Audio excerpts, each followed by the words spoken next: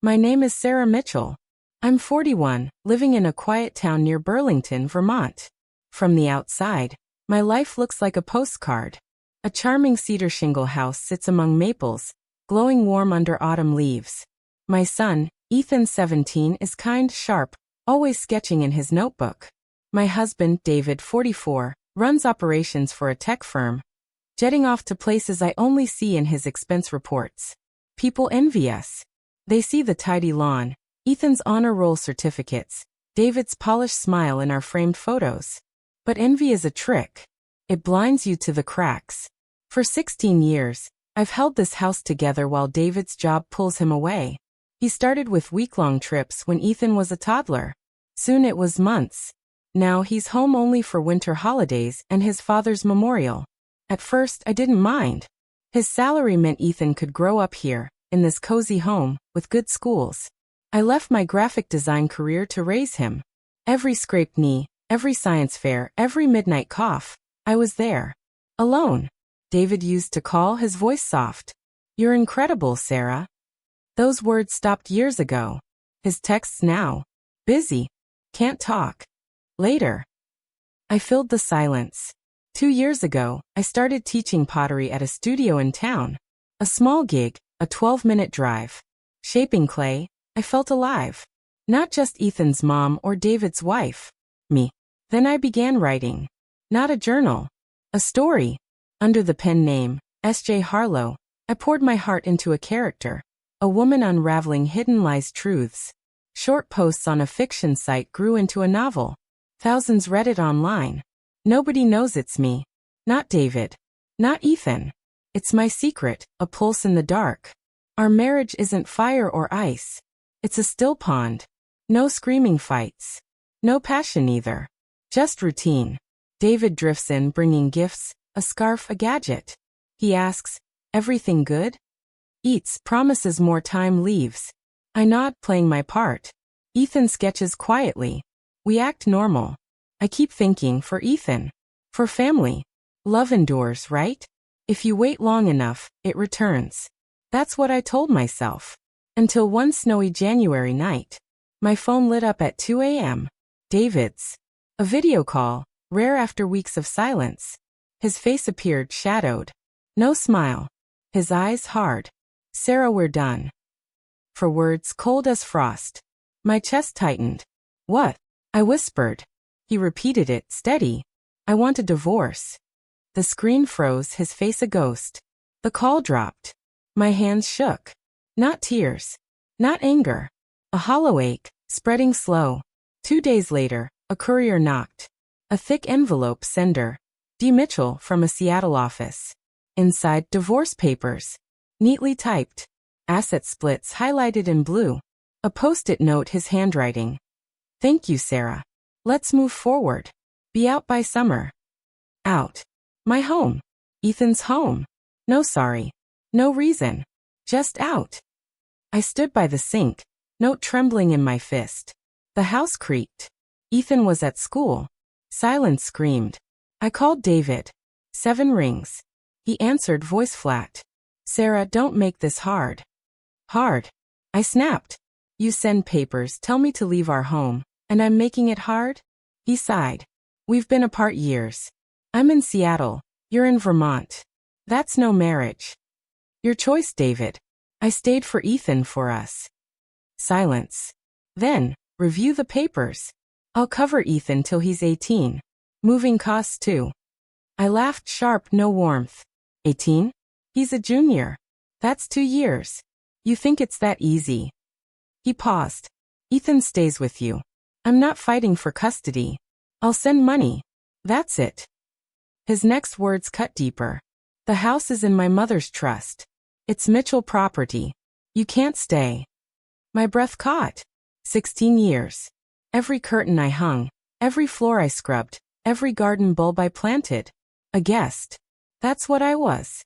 "We'll see," I said, voice low. He hung up. I gripped the counter, knuckles white. Ethan would be home soon.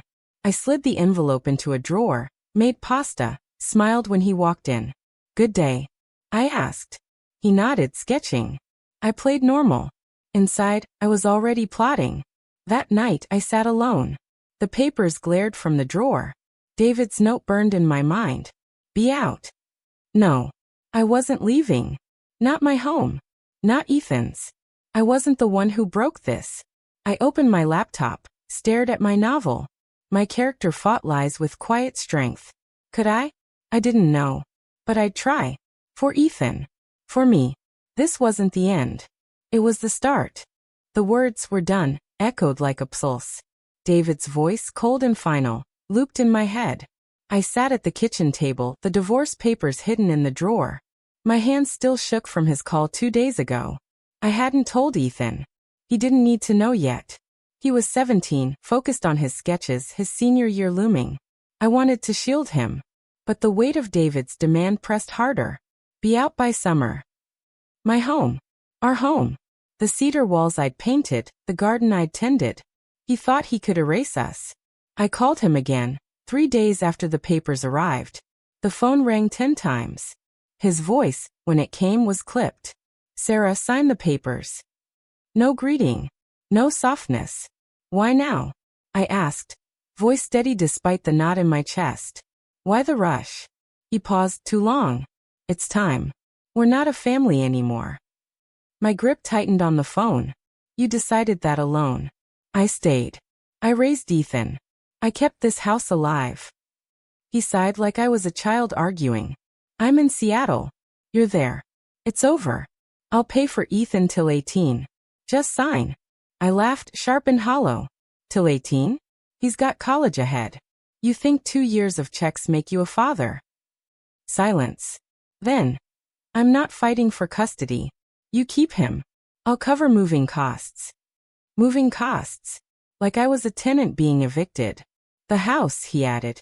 It's in Mom's trust. You have no claim. My jaw clenched. 16 years, and I was nothing to that trust. We'll talk again, I said low. He hung up. No goodbye. I didn't cry. I didn't scream. I opened the drawer, pulled out the papers. Pages of legal terms, cold and precise. Asset division. Alimony. A checkbox for no-fault divorce. His signature already there, in black ink. I shoved them back. My heart raced, but my mind sharpened. I wasn't signing yet. I needed answers. Why the hurry? Why summer? David hated loose ends. This felt planned, calculated. That night, Ethan was at a friend's. The house felt too big, too quiet. I poured tea, sat at my laptop. My novel, under S.J. Harlow, waited. My character, a woman betrayed, fought with cunning. I needed that cunning now. I stared at David's last email. Sent from a Seattle office, he'd said. But something felt off. His texts came at odd hours, not West Coast time. I opened his old work emails, ones he'd forwarded years ago. Most were from Seattle. But the last 6 months? Different. I dug deeper, checked metadata on a whim.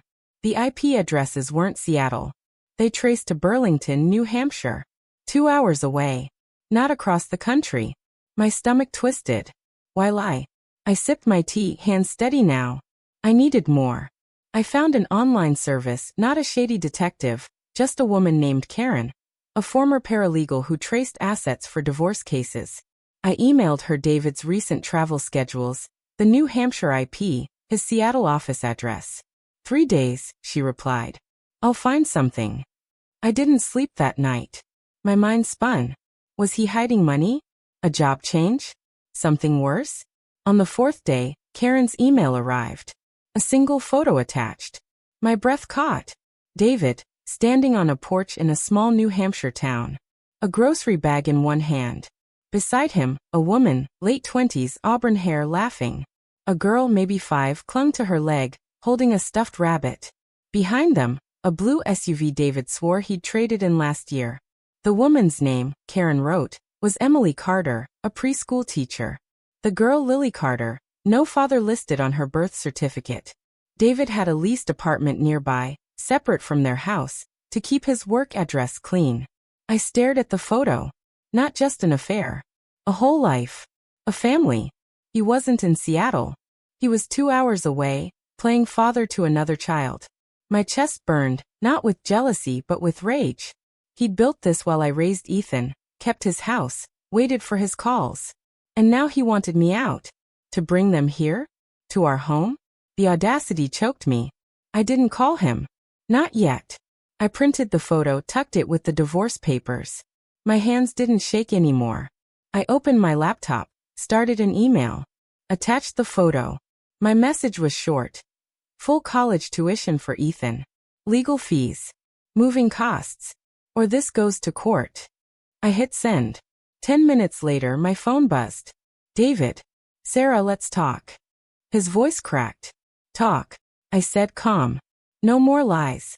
Is Lily your daughter? Silence. Heavy breathing. Sarah, you're overreacting. Emily's just... Don't. I cut him off. You have a daughter. You built a life. You don't get to erase us. He stammered. I want what's best. For everyone. Best. I said. You want my home for your new family. You'll pay for Ethan's future, or I'll drag every detail to court. He hung up. I sat in the dark, the photo staring back. He thought he could push me out quietly. He was wrong. I wasn't the Sarah he left behind. I was something stronger. This wasn't over.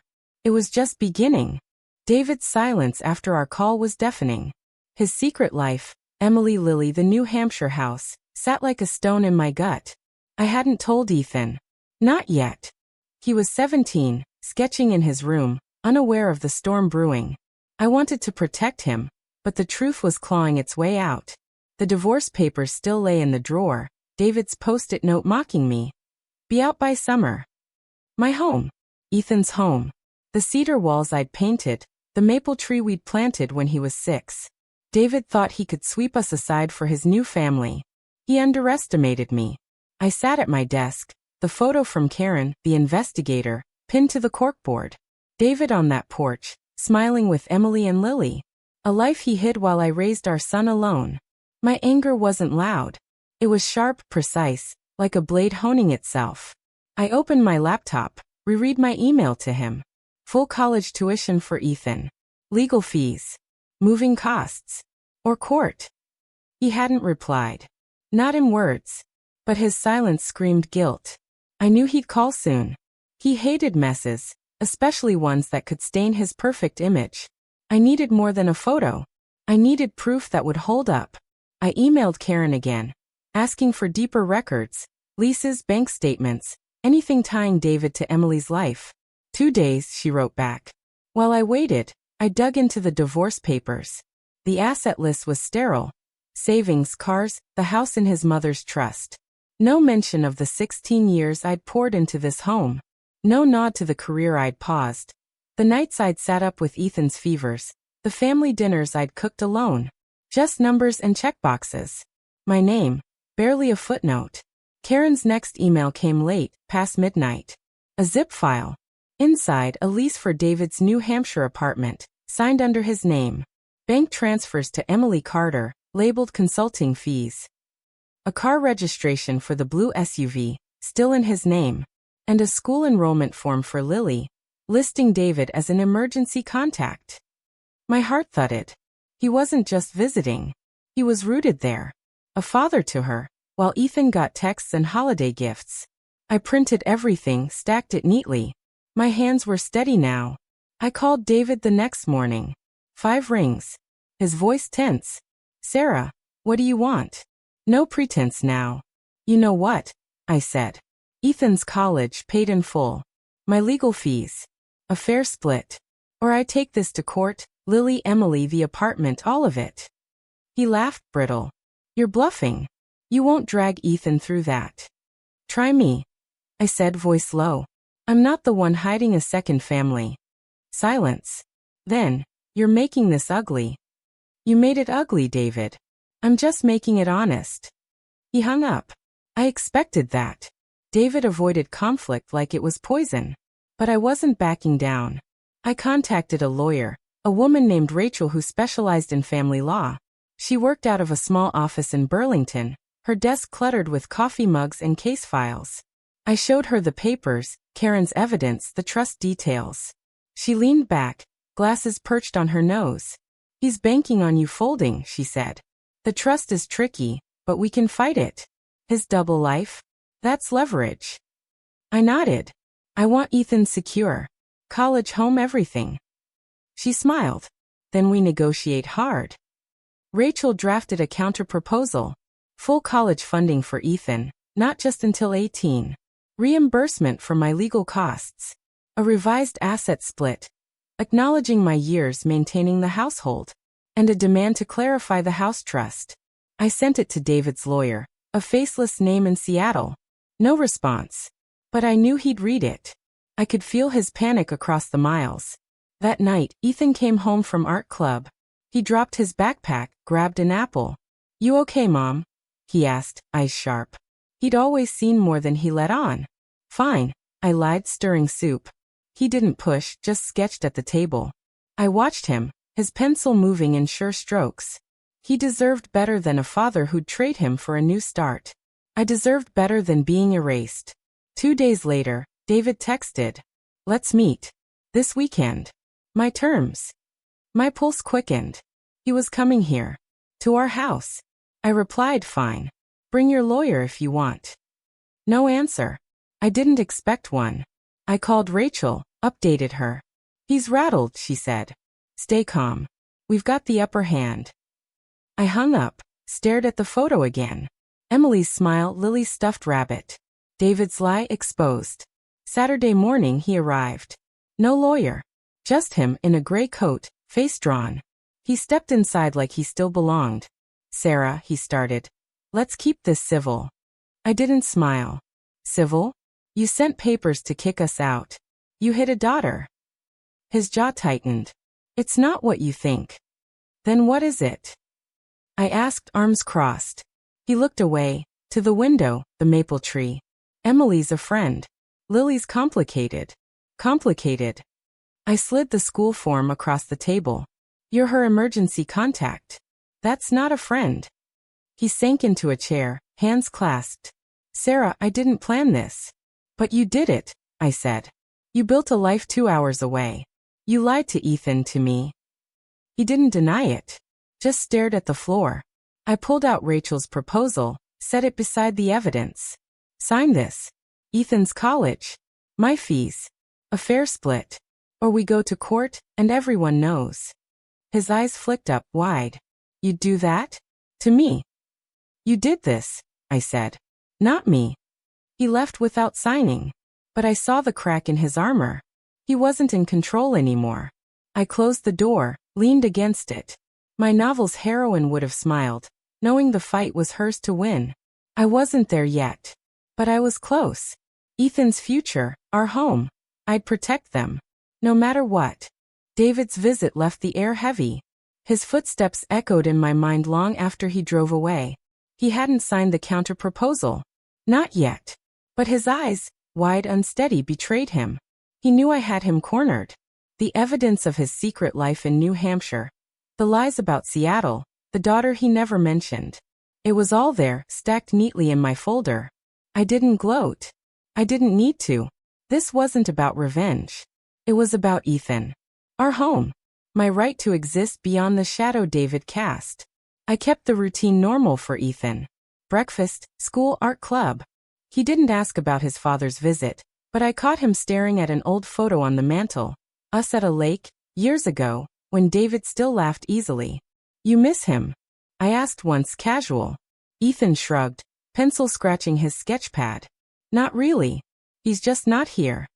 His words stung, not because they were harsh, but because they were true. David had faded from our lives long before the divorce papers. Rachel, my lawyer, called the next day. He's stalling, she said, voice crisp. His lawyer reached out, wants to negotiate. I gripped the phone, standing by the kitchen window. Snow dusted the maple tree outside. What's his offer? I asked. Same as before, she said. Ethan's support till 18, minimal alimony, you vacate the house. I snorted. He's dreaming. Rachel laughed. Exactly. We push harder. The trust is the key. The house. David's mother's trust. He'd waved it like a trump card, claiming I had no rights. But I'd done my homework. His mother, Ellen, had loved me like her own. When she got sick, I'd driven her to chemo, cooked her meals, sat through her stories. David was always too busy. Before she died, she'd hinted at protecting me. Your family, Sarah, she'd said, squeezing my hand. I hadn't understood then. Now I did. I met Rachel at her office, a cramped space smelling of coffee and old books. She spread documents across her desk. Ellen's trust, she said, tapping a page. It names David as trustee, but there's a clause. If he acts against the family's interest, the beneficiary can shift. My pulse quickened. Beneficiary. She nodded. You. Ellen added you after her first stroke. She knew David was distant. I stared at the paper, Ellen's signature shaky but clear. So the house? I asked. Yours, Rachel said. If we prove he's violating the trust's intent. We filed a motion. Rachel cited David's double life, Emily Lilly the hidden apartment, as evidence of bad faith. We included bank records, the school form, Karen's photos. He'll fold, Rachel said. Or we take it to court, and his reputation tanks. I nodded, calm but electric. This was my stand. Not just for me. For Ethan. For the years I'd carried alone. David called 2 nights later. His voice was low, almost broken. Sarah, stop this. You're ruining everything. I leaned against the counter, moonlight spilling across the floor. Ruining what? Your lies? Your new life. He sighed. I didn't want to hurt you. Too late, I said. Sign the proposal. Ethan's college, my fees, a fair split. Or the trust fight goes public. He didn't answer. Just hung up. I knew he was rattled. David hated scrutiny. His tech firm valued discretion. A scandal would burn him. The next day, Rachel got a new offer. Better but not enough. College funding for Ethan, partial legal fees, but still no house. He's testing you, Rachel said. He thinks you'll cave. I shook my head. File the trust challenge. She did. We sent David's lawyer the motion, with a deadline, 1 week. I pictured him reading it, his polished facade cracking. He'd built a life on control. Now I held the reins. Ethan came home that night, sketchbook under his arm. Mom, you're different, he said, grabbing a soda. Different how? I asked, stirring chili. He shrugged. Like you're ready. For something. I smiled small. He saw me. Not the mom who waited, who nodded, who hid. The mom who fought. I didn't tell him about the papers, the trust Lily. But I would soon. He deserved the truth, not David's half versions. A package arrived the next morning. No sender. Inside, a revised divorce agreement. Ethan's college fully funded. Legal fees covered. A 60-40 asset split, in my favor. And a letter, notarized, releasing the house from the trust to me, citing mutual agreement. I read it twice, heart pounding. David's signature, bold and final. No note. No apology. Just surrender. I called Rachel. He caved, she said, laughing. The trust motion scared him. He's not risking court. I stood by the maple tree, papers in hand. The house was mine. Ethan's future secure. I'd won. Not with screams or tears, but with quiet, relentless strength. Like my novel's heroine, I'd faced the lies and carved my own path.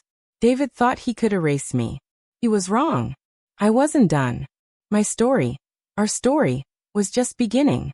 The divorce papers were signed. David's surrender. Ethan's college funded, legal fees paid, the house in my name, felt like a quiet earthquake. No cheers. No tears. Just a shift, deep and final.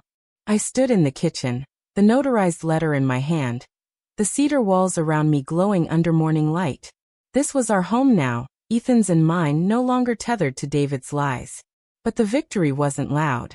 It was steady, like the pulse of my own heart, beating stronger now. I hadn't told Ethan everything. Not about Lily, David's other daughter, or the New Hampshire life he'd hidden. He was 17, sketching dreams of art school, and I wanted to protect that light in his eyes. But he sensed the change. You're free, Mom, he said one night, eating pizza at the counter. I froze, fork halfway to my mouth. Free?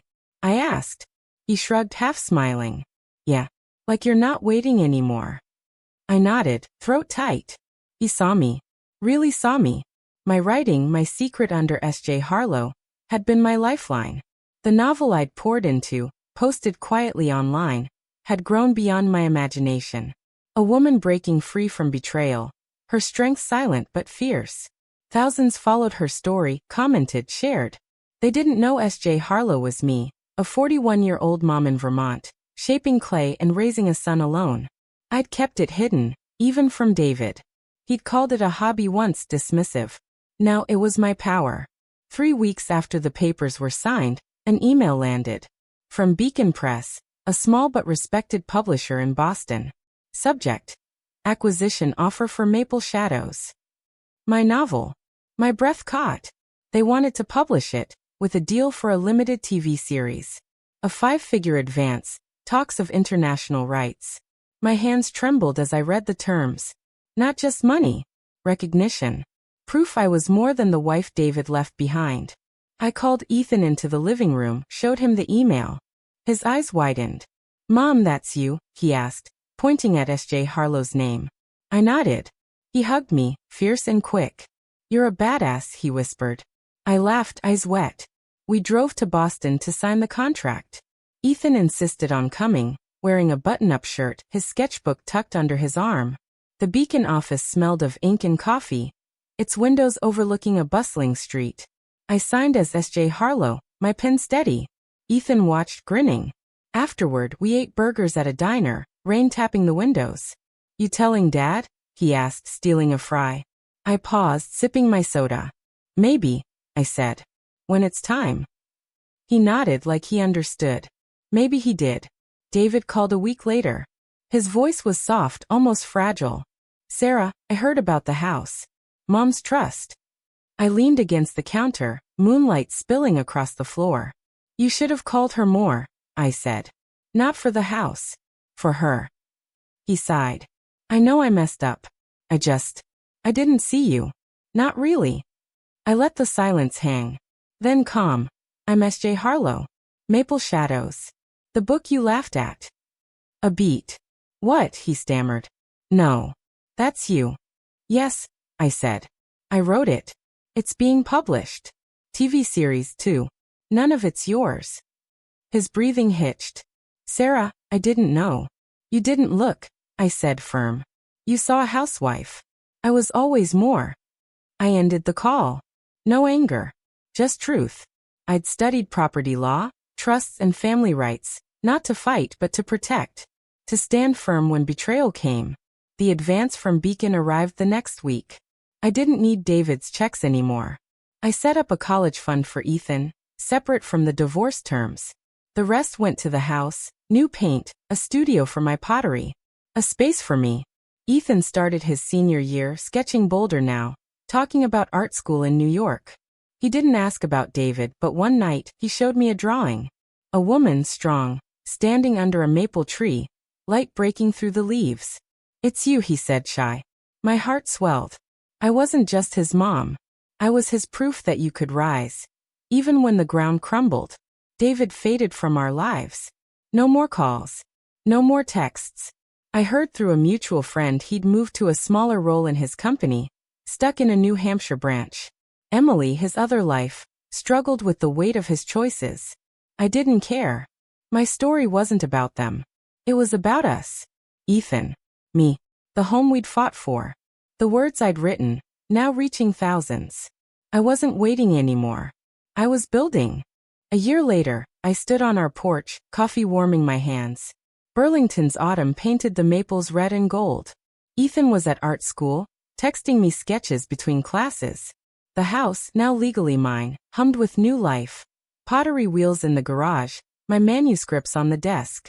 Maple Shadows hit shelves, its TV series airing to glowing reviews. Fans online shared quotes from my heroine, her quiet strength resonating across borders. I stayed S.J. Harlow, letting Sarah Mitchell live privately, free from spotlights. I never spoke to David again. A colleague mentioned he'd left Emily, moved to a cramped apartment, his career stalled. Lily's school forms no longer listed him. I felt no triumph, only distance. His choices weren't my burden. I used the divorce settlement to start a scholarship, Named for Ellen, for girls pursuing art or writing. It was my way of giving back, of honoring the woman who'd seen me when her son hadn't. Ethan visits on weekends, his hugs longer now. He reads my drafts, teases me about fame. You're still just mom, he says grinning. I laugh grateful. Freedom isn't leaving. It's staying true to yourself when the world tries to rewrite you. I write every day now, a new novel taking shape. A woman, 41, betrayed but unbroken, carving her path. No pen name this time. Maybe. Or maybe S.J. Harlow stays, a shield for the stories I tell. An old photo arrived once and signed. Me Ethan David years ago smiling. I tucked it away, not to dwell, but to remember. I'd survived. Ethan and I live in peace now, our home a haven of truth. My words, my clay, my son, they're my strength. I'm not defined by what I lost, but by what I built.